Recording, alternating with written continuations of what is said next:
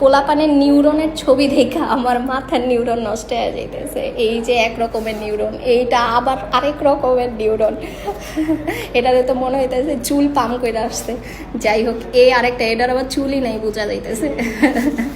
এই যে আরেকটা, এটা কিউট ছোট করে আসছে, এটা খারাপ হয় নাই, সুন্দরী হয়েছে। আরও বহুত রকমের।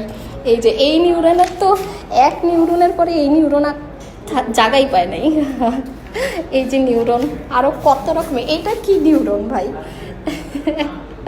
পোলাপানের কত রকমের চিন্তা না, এটা এটা কোন দিক থেকে এটা নিউরন হয়? যাই হোক, এটাও লেখা দেওয়া হয়েছে, মানে যেগুলো একটু খুবই বাজে হয় এটা তো লিখতেই হয় যে চিত্র সুন্দর করে রাখতে হবে, এটা হয় নাই একদমই। তারপর আরও, ও মা গো, এই যে ও মা, এটাতে তো নিউক্লিয়াস আল্লাহ দিলে মনে হইতেছে চাঁদ হইছে, নিউরনের ভিতরে চাঁদ উঠছে। যাই হোক, তারপরে এটা ও মা, এটা আবার মনে হইতেছে গোসল করে না এই নিউরন। আচ্ছা, তারপর আর এই যে একটা, এটাও আবার পিচ্ছি, আর এটা পোলাপান। এই যে একটা নিউরন, কোনোটাই কিন্তু পারফেক্ট হয় নাই, কোনোটাই পারফেক্ট হয় নাই।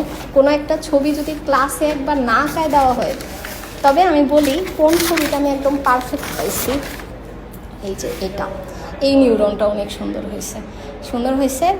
এবং জিনিসপত্রের নামকরণও ঠিকঠাক মতোই দিচ্ছে, সুন্দর হয়েছে নিউরনটা।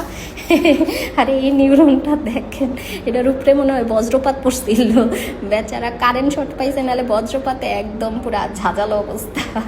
তো যাই হোক, এই হচ্ছে আমার অবস্থা। খাতার এই খাতা, ওই যে খাতা, জীবন হচ্ছে আমার এখন খাতাময়। এই যে খাতা, ওই যে খাতা,